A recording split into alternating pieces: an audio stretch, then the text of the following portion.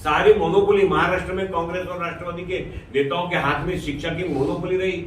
आज प्रधानमंत्री जी के माध्यम से हर जिला में एक मेडिकल कॉलेज। अमेरिका के राष्ट्राध्यक्ष प्रधानमंत्री जी से, नरेंद्र मोदी जी से पूछते हैं कि आपके साथ में सेल्फी ले सकता हूं क्या? ऑस्ट्रेलिया के प्रधानमंत्री हजारों लोगों की भीड़ में कहते हैं नरेंद्र मोदी इज बॉस। सेवा, सुशासन और गरीब कल्याण के 9 वर्ष। माननीय प्रधानमंत्री श्री नरेंद्र मोदी जी के प्रधानमंत्री पद की शपथ के बाद 2014 के मई महीने से 2023 के जून महीने तक हमने माननीय प्रधानमंत्री जी का और भारतीय जनता पार्टी और एनडीए सरकार का जो काम है हम सभी ने देखा है। देश में बहुत सारे क्षेत्र के अंदर हम सुधार महसूस करते हैं, बदलाव महसूस करते हैं। उसका अपग्रेडेशन, उसकी ऊंचाई तक जाने का जो प्रयत्न सरकार के माध्यम से और शासन प्रशासन के माध्यम से होता है, वो भी हम उसके साक्षी हम देखते हैं। मैं पत्रकार मित्रों का स्वागत करते हुए ये भी कहता हूं कि पत्रकारों ने और मीडिया ने और सोशल मीडिया ने बहुत बड़ा भूमिका इस विकास के कार्य में अपनी भूमिका भी निभाई है। जैसे हम कहेंगे कि प्रधानमंत्री जी की नरेंद्र मोदी जी ने शपथ लेते ही पहले इस देश को अगर कोई सूत्र दिया तो स्वच्छ भारत का सूत्र दिया। माननीय प्रधानमंत्री जी स्वयं स्वच्छता के दूत बनकर रास्तों पर झाड़ू लेकर के रास्ते की सफाई में लगे। उनकी प्रेरणा से देश का हर नागरिक, हर क्षेत्र की सेलिब्रिटी भी अपने आप को स्वच्छता के साथ जोड़ी और हम जानते हैं कि इसके कारण देश में एक बदलाव की शुरुआत हुई। इस देश में आजादी के 67 वर्षों के बाद देश में लगभग 14 करोड़ से अधिक शौचालयों का निर्माण हुआ और ये संख्या आज 19 करोड़ के तक पहुंची है। इस शौचालयों का निर्माण, इसका मतलब क्या होता है कि अभी तक जहां गांवों में शौचालय नहीं थे, परिवारों के पास शौचालय नहीं थे, वहां पर हमारी बहनें, बेटियां, हमारी माता लज्जित होकर के बाहर जाने के लिए मजबूर होती थी। आज देश में इस प्रकार के शौचालय और स्वच्छता मंदिरों का निर्माण करके प्रधानमंत्री जी ने सारे देश को एक सूत्र से बांधने का प्रयत्न किया और देश ने उसका समर्थन किया। प्रधानमंत्री मुद्रा योजना चली, प्रधानमंत्री जनधन योजना चली।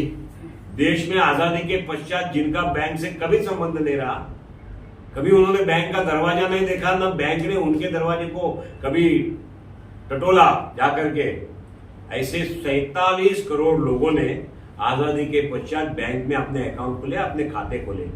जनधन योजना, प्रधानमंत्री जनधन योजना के मार्फत डायरेक्ट बेनिफिट ट्रांसफर डीबीटी के माध्यम से लाखों लाख करोड़, मेरे अंदाज से ये संख्या 2014 से 2023 तक 30 लाख करोड़ है, 29 लाख करोड़ के ऊपर है। इतने पैसे डायरेक्ट बेनिफिट ट्रांसफर के माध्यम से सरकार के पास से लोगों तक, लाभार्थियों तक पहुंचे। जो स्वर्गीय प्रधानमंत्री राजीव गांधी कहते थे कि केंद्र 1 रुपया भेजता है और केवल 15 पैसे लाभार्थी तक पहुंचते हैं, 85 पैसे सिस्टम खा जाती है, उसमें की लैप्सिस से चले जाते हैं। माननीय प्रधानमंत्री जी का ये देश धन्यवाद करता है, इस देश का गरीब धन्यवाद करता है, इस देश का लाभार्थी प्रधानमंत्री जी का धन्यवाद करता है कि 1 रुपया दिल्ली से निकला और 1 रुपया लाभार्थी के खाते तक पहुंचा। ये प्रधानमंत्री जी ने करके दिखाया। ये प्रधानमंत्री जी की उपलब्धि है। मुद्रा योजना के मार्फत से जो स्वयं रोजगार चलाने वाले एक युवा होता है, एक महिला होती है, एक कार्यक्षम व्यक्ति होता है जिसको अपना रोजगार खड़ा करना है लेकिन आर्थिक विडंबना के कारण खड़ा नहीं कर पाता है, उनको प्रधानमंत्री योजना, मुद्रा योजना के मार्फत प्रथम 5 वर्ष में 4.5 लाख करोड़ और अभी ये संख्या 14 लाख, 14.5 लाख करोड़ के ऊपर गई है, जिसमें किसी भी प्रकार की व्यक्तिगत गारंटी के बगैर वो पैसे उसके कार्यकाल के और कार्यक्रमों के और बुक्स के अकाउंट्स के आधार पर उसको बैंकों द्वारा उपलब्ध किया जाता है। एक बहुत बड़ा startup India, stand up India, स्वयं रोजगार का क्षेत्र माननीय प्रधानमंत्री जी ने मुद्रा योजना के मार्फत 2014 से शुरू किया। आज भी वो योजना चल रही है। देश के अंदर आजादी के पश्चात 67 वर्षों के बाद 67,000 गाँव में, 18,000 गाँव में बिजली नहीं थी। आजादी के 67 साल के बाद 18,000 गांव बीज से वंचित थे। माननीय प्रधानमंत्री जी के माध्यम से 2019 यानी 2014 से 2019 टारगेट रखा था 2022 तक 20 का, लेकिन 2019 तक ही सारे 18,000 गांवों को विद्युतीकरण का काम माननीय प्रधानमंत्री जी के मार्फत से पूरा हुआ। देश में चूल्हा फूंक करके घर में रसोई बनाने वाली बहनों के बारे में प्रधानमंत्री जी ने बार बार टीवी पर बताया। हम सभी ने देखा है कि 400 सिगरेट जितना धुआं एक बहन के सीने में एक दिन के चूल्हा फूंकने से जाता था। उन बहनों को उस यातना से मुक्त करने के लिए उज्ज्वला योजना लागू की। देश में 1947 से 2014 तक 12 करोड़ गैस कनेक्शन दिए गए। 2014 से 2023 तक 19 करोड़ गैस कनेक्शन, यानी आजादी के 67 साल में 12 करोड़ और 9 साल में 19 करोड़, 12 + 7 नहीं, नए 19 करोड़ कनेक्शन उज्ज्वला योजना के मार्फत से माननीय प्रधानमंत्री जी के माध्यम से देश भर की बहनों को भेंट के रूप में मिले। किसान सम्मान निधि की बात करेंगे तो किसान क्षेत्र में खेती के विषय के ऊपर प्रधानमंत्री जी ने सॉइल सर्टिफिकेट बनाने का काम किया। जमीन की क्वालिटी क्या है, जमीन क्या चाहती है, कौन सा खत चाहती है, कौन से खेत के अंदर बीज लगाने से उसकी पैदावार ज्यादा होगी, इस प्रकार की सारी रिसर्च और संशोधनात्मक काम खेती के बारे में अगर कोई सरकार ने किया होगा तो हमारे माननीय प्रधानमंत्री नरेंद्र मोदी जी के सरकार ने 2014 के बाद किया। और आज किसानों को डायरेक्ट बेनिफिट के माध्यम से 6,000 रुपया प्रति वर्ष ये किसान सम्मान निधि के माध्यम से देश में मिलता है। फिर अटल पेंशन योजना की बात होगी, विद्यार्थियों के लिए नई शिक्षण नीति की बात होगी, आर्थिक विकास के बारे में देश ने की हुई प्रगति की बात होगी। एक समय में विश्व के 10वें क्रमांक पर भारतीय इकोनॉमी रहती थी, विश्व के दूसरे क्रमांक की लोक संख्या वाला देश, विश्व की 10वें क्रमांक की अर्थव्यवस्था थी। आज 2014 से 2023 तक हम विश्व के 5वें क्रमांक की अर्थव्यवस्था के स्थान पर आए, 5 नंबर आगे बढ़कर के, और 2030 तक हम दूसरे या तीसरे नंबर पर विश्व की अर्थव्यवस्था के रूप में खड़े रहेंगे आने वाले 5-6 साल में। ये जो क्रांति हुई है $5 ट्रिलियन इकोनॉमी की, इसका अगर किसी एक को श्रेय जाता है या संयुक्त श्रेय के कोई अधिकारी और उसके नेता है तो माननीय प्रधानमंत्री नरेंद्र मोदी जी है। और इसलिए सारे देश में शिक्षा नीति हो, विज्ञान के विषय में हमने विश्व के सबसे अधिक देशों के उनके जो शटल्स है उनको स्पेस में छोड़ने का काम, एक दिन में 100 से अधिक शटलों को स्पेस में छोड़ने का काम अगर कोई देश ने किया होगा तो ये भारत ने किया है, जो आज तक दूसरे देशों पर निर्भर रहता था 3G के लिए, 4G के लिए। आज हम अपना 5G चला करके देश में अपनी व्यवस्था अपने ताकत पर खड़ी की है। आज हमने जेट और बोइंग को लगने वाले जो इंजिन्स है वो इंजिन्स को बनाने का काम भी आज हमारा देश कर रहा है। आज हमारा देश DRDO के माध्यम से जो आज तक हम शस्त्र बाहर से मंगा करके इंपोर्ट करते थे, आज हमारे मिलिट्री ऑर्डिनेंस हम लगभग 16,000 करोड़ से अधिक, और आने वाले दिनों में ये आंकड़ा 1 लाख करोड़ तक जाएगा। ऐसे ऑर्डिनेंस एक्सपोर्ट करने का काम इस देश में शुरू किया है। वंदे भारत का उदाहरण आप सभी के सामने है। 100% देश में तैयार की गई टेक्नोलॉजी और 100% देश में तैयार किए हुए डब्बे, इसके माध्यम से वंदे भारत एक्सप्रेस आज देश भर में चल रही है, जिसका माननीय प्रधानमंत्री जी ने पिछले 2 दिन पहले मडगांव मुंबई का उद्घाटन किया। हम देश की प्रगति को इस प्रकार से अगर देखते हैं, विद्यार्थियों के क्षेत्र में हो, एम्स के विषय में हो, सारे देश में कुल मिलाकर एम्स की जितनी संख्या थी उससे दुगना से अधिक संख्या पिछले 7 वर्षों में अगर कहीं खड़ी हो गई होगी तो माननीय प्रधानमंत्री नरेंद्र मोदी जी के नेतृत्व में खड़ी हुई, और उसके हम सब साक्षी हैं। केवल एम्स के विषय नहीं है, मेडिकल के विषय देख लीजिए। देहातों में डॉक्टर मिलने मुश्किल है। मुंबई जैसे शहर को छोड़ दिया, बैंगलोर, दिल्ली, मुंबई, कलकत्ता, चेन्नई, तो छोटे 2 टायर सिटियों में भी डॉक्टर मिलते नहीं थे, अच्छे डॉक्टर, क्योंकि डॉक्टर को बनाने वाली डॉक्टरी की मेडिकल कॉलेज इसकी संख्या नियंत्रित थी। कुछ परिवारों के हाथ में शिक्षा की सारी मोनोपोली, महाराष्ट्र में कांग्रेस और राष्ट्रवादी के नेताओं के हाथ में शिक्षा की मोनोपोली रही। आज प्रधानमंत्री जी के माध्यम से हर जिला में एक मेडिकल कॉलेज इसकी शुरुआत हुई है। पूरे देश भर में ये मेडिकल कॉलेज बनेगी जहां से नए डॉक्टर्स निर्माण होंगे और समाज के लिए काम में लगेंगे। इस प्रकार की सारी बातें, एयरपोर्ट के विषय में हम देखेंगे तो एयरपोर्ट, रास्ते के विषय में देखेंगे तो रास्ते, हमने सिंचन के विषय में देखेंगे तो जितने बांध बांधने चाहिए उसके बांध के बारे में महाराष्ट्र को दी गई सुविधा केंद्र के माध्यम से हमने हमारे अटके हुए प्रोजेक्ट के लिए महाराष्ट्र में 26,000 करोड़ से अधिक पैसा केंद्र सरकार ने महाराष्ट्र को पुराने रुके हुए डैम और बांध के प्रोजेक्टों के लिए दिया। इस प्रकार की कई सारी योजना ये केंद्र सरकार के माध्यम से चली है। फिर वो सांस्कृतिक विरासत होने दो, फिर हमारी राजकीय विषय के अंदर में कोई भी क्रिटिसिज्म को सामना करते हुए प्रधानमंत्री जी ने जिस हिम्मत के साथ विश्व में भारत को विश्व गुरु के रूप में प्रस्थापित करने के लिए मेहनत की है, उसके परिणाम हम देखते हैं।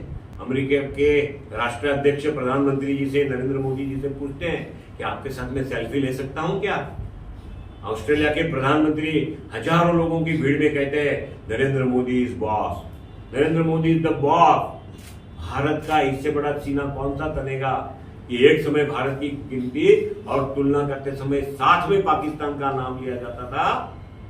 आज भारत की तुलना करते समय अमेरिका, जर्मनी, फ्रांस, रशिया, इस प्रकार के देशों के राष्ट्राध्यक्षों के साथ भारत का नाम होता है।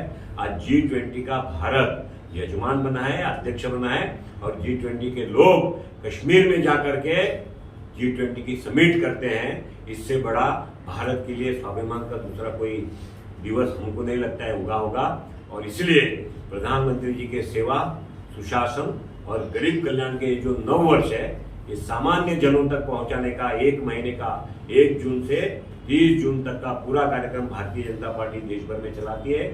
संपर्क से समर्थन से लेकर के, पत्रकारों से वार्ता से लेकर के, प्रबुद्ध नागरिकों से वार्ता से लेकर के, ज्येष्ठ नागरिकों से वार्ता से लेकर के, सारे कार्यक्रम देश भर में सभी स्तरों पर, तहसील के ग्रामीण स्तरों पर, शहरी स्तरों पर, राज्य स्तरों पर, प्रदेश स्तरों पर ये चलता है।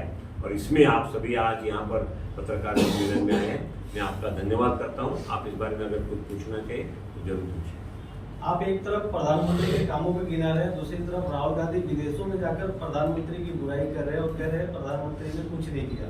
क्योंकि राहुल गांधी को इस देश में कोई सुनता नहीं है। कुछ छुटपुट विषय को अगर हमने छोड़ दिए तो राहुल गांधी के पक्ष को सर्वत्र, पिछले कुछ चुनाव को एकादा ऑप्शनल चुनाव विषय में होता है, इस देश ने नाकारा है। जो पार्टी इस देश में 400 से ऊपर सीटें लेकर के राज्य करती थी, वो पार्टी एक समय इस देश में विरोधी पक्ष का नेता भी नहीं बना सकी। इस प्रकार की परिस्थिति को सामने फेस करना पड़ा। इसलिए राहुल गांधी प्रदेश में जाकर के बोलते हैं, ये बहुत अच्छी बात नहीं है। देश का नागरिक इसके बारे में आने वाले दिनों में उसको उत्तर देगा। जेनरिक मेडिसिन की बात कर रहे हैं, सरकार ने कहा है कि जेनरिक मेडिसिन आवश्यक है देना लिखकर, लेकिन प्राइवेट डॉक्टर्स नहीं दे रहे हैं। आज भी हमारी ये विषय में जेनरिक मेडिसिन के बारे में जो जागृति आनी चाहिए, वो खास करके डॉक्टरों के अंदर भी जागृति होगी तो भी कोई कारणसर डॉक्टर नहीं प्रेफर करते हैं, और जो मरीज रहते हैं उनके रिश्तेदारों ने भी इस पर विश्वास करना चाहिए। जेनरिक मेडिसिन ये ब्रांडेड कंपनियां भी बनाती है। केवल जेनरिक मेडिसिन बाकी की कंपनियां, छोटी कंपनियां बनाता है ऐसा नहीं है, ब्रांडेड कंपनी भी बनाती है। तो अगर इलाज को हमको और नीचे के स्तर पर दर की दृष्टि से लाना है, कीमत की दृष्टि से लाना है, तो हमको जेनरिक मेडिसिन का, प्रधानमंत्री जी का जन औषधि का जो कार्यक्रम है, इसको मीडिया ने भी उठाना चाहिए, सोशल मीडिया में ने भी उठाना चाहिए, डॉक्टरों को भी सहयोग करना चाहिए, और राष्ट्र में नेतृत्व करने वाले ग्रामीण स्तर से केंद्रीय स्तर तक के नेताओं ने भी इसमें अपना सुर ये जोड़ना चाहिए। लेकिन इसमें डॉक्टर्स का कहना है कि सिर्फ इलेक्शन के टाइम पे ये मुद्दा आता है, ये कभी चेंज नहीं होगा। ऐसा कोई डॉक्टर ने तो हमको बताया, ऐसा मालूम नहीं। मेरे कांदिवली में जिस विभाग का मैं प्रतिनिधित्व करता हूँ, वहाँ जन औषधि केंद्र के लगभग 10 के ऊपर, 12 के ऊपर मेडिसिन स्टोर है।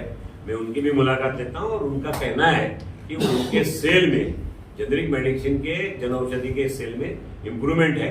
लेकिन जो इम्प्रूवमेंट अपेक्षित है, उसके लिए मैंने बताया, ऐसे डॉक्टरों ने, मरीज के रिश्तेदारों ने और नेतृत्व करने वाले समाज के नेताओं ने भी इसमें अपना सुर मिलाना चाहिए।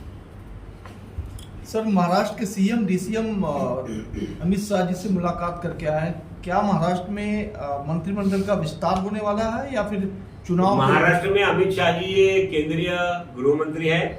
अमित शाह जी भारतीय जनता पार्टी के नेता है। अमित शाह जी सहकारिता खाते के भी मंत्री है, और महाराष्ट्र सहकार क्षेत्र में बहुत बड़ा नाम भी रखता है और काम भी महाराष्ट्र करता है, वर्षों से करता है। तो ये मुलाकात सहकार क्षेत्र के लिए हो सकती है, ये मुलाकात होम डिपार्टमेंट के माध्यम से भी हो सकती है। मुख्यमंत्री महोदय और उप मुख्यमंत्री महोदय साथ में गए हैं, तो जरूर महाराष्ट्र के लाभ के विषय की चर्चा होगी, और लाभ का जो विषय होगा लोगों के सामने आएगा। सर, प्रधानमंत्री नरेंद्र मोदी जी ने कहा है कि डिजिटल इंडिया है, लेकिन कहीं कहीं शौचालय की बात आती है, तो आज भी कहीं कहीं किसी एरिया में डिजिटल इंडिया की जगह शौचालय स्वच्छ नहीं दिख रहा है, और सबसे पहले स्वच्छ अभियान का ही निर्णय लिया गया था, लेकिन कहीं कहीं गंदगी आज भी देखने को मिले। तो एक सर, क्या जरूरी है कि नगर सेवक और विधायक या सांसद अपने अपनी जिम्मे लेकर शौचालय को वहाँ पे स्वच्छ करें और एरिया को स्वच्छ बनाए, ऐसा कुछ है? नगर सेवकों ने और विधायकों ने शौचालय के बारे में स्वच्छता का आग्रह रखना चाहिए। उसके लिए उसके हिस्से का जो काम आता है उन्होंने करना चाहिए। मैं आपके माध्यम से नागरिकों को भी विनती करूंगा कि सारी चीजें केवल नगर सेवक और विधायक के ऊपर नहीं रखते हुए अपने निजी काम में आने वाले जो वास्तु है, जैसे शौचालय है, अपने घर के परिसर का एरिया है, उसको साफ रखने में नागरिकों ने भी हाथ बढ़ाना चाहिए। नागरिकों ने शौचालय का उपयोग शौचालय के नाते ही करना चाहिए। वहाँ गंदे कपड़े फेंकने, वहाँ थूकना, वहाँ बीड़ी सिगरेट के पाकिटें डालना, वहाँ मैच बॉक्स डालना, ऐसे जो सब काम होते हैं उसमें नागरिकों ने भी अपने को संयमित करना चाहिए। जैसे घर उसका है ऐसे शौचालय भी उसका है, परिसर भी उसका है। नगर सेवकों ने और विधायकों ने अपना अपने हिस्से में आने वाली जवाबदारी इसके बारे में पार करनी चाहिए। सर कर्नाटक, जब से कर्नाटक का चुनाव कांग्रेस ने जीता है, कांग्रेस का कहना है कि बीजेपी महाराष्ट्र में सिर्फ 4 सीटों तक सिमट जाएगी। ये समय बताएगा।